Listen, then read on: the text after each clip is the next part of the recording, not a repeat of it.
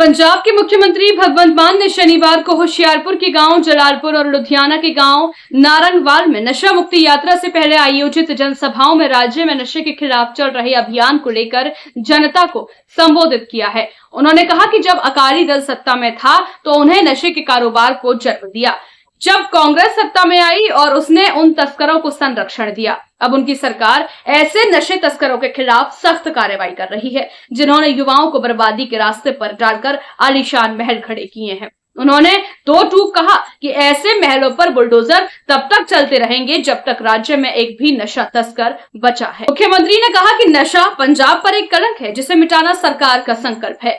इस दिशा में पहले ड्रग्स की सप्लाई चेन को तोड़ा गया, फिर बड़े स्तर पर तस्करों को जेल भेजा गया। इसके बाद नशा पीड़ित युवाओं को पुनर्वास किया गया। अब युद्ध नशे के विरुद्ध नामक अभियान अपने अंतिम चरण में है, जिसका उद्देश्य पंजाब को पूरी तरह नशा मुक्त बनाना है। अपने संबोधन में मुख्यमंत्री ने जनता से भावुक अपील करते हुए कहा कि यह लड़ाई अब सिर्फ सरकार की नहीं रहनी चाहिए, बल्कि इसे एक जन आंदोलन का रूप देना होगा। उन्होंने कहा कि नशे के खिलाफ इस युद्ध में हर वर्ग के लोगों को राजनीतिक भेदभाव भुलाकर एकजुट होना होगा, क्योंकि यह संघर्ष आने वाली पीढ़ियों को बचाने का है। मुख्यमंत्री ने इस बात पर भी जोर दिया कि पहले पंजाब के गांव खेलों, कुश्ती, कबड्डी और सैनिकों के लिए पहचाने जाते थे, लेकिन पिछली सरकारों की लापरवाही के कारण ये गांव नशे के गढ़ बनते चले गए। अब सरकार का लक्ष्य इन गांवों को फिर से वही पुराना गौरव दिलाना है जहां खिलाड़ी, सैनिक और राष्ट्रभक्त पैदा होते थे। उन्होंने बताया कि बुलडोजर अभियान की शुरुआत लुधियाना के जिस गांव से हुई थी,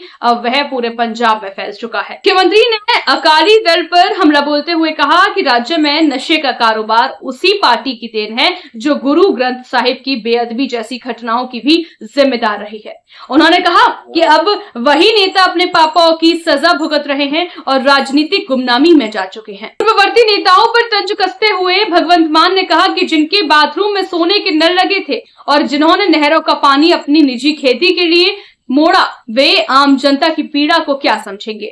आज ऐसे नेता या तो जेल में हैं या फिर अदालतों के चक्कर काट रहे हैं। अंत में मुख्यमंत्री ने स्पष्ट किया कि उनकी सरकार का उद्देश्य न तो व्यापार में भागीदारी करना है, न बसें चलाना है और न ही रेस्टोरेंट खोलना। उनका मकसद है आम लोगों के दुख दर्द को समझना और उनकी सेवा करना। उन्होंने कहा कि जब तक उनकी सांसें चलती हैं, वे पंजाब की भलाई और जनता की खुशहाली के लिए समर्पित होकर काम करते रहेंगे।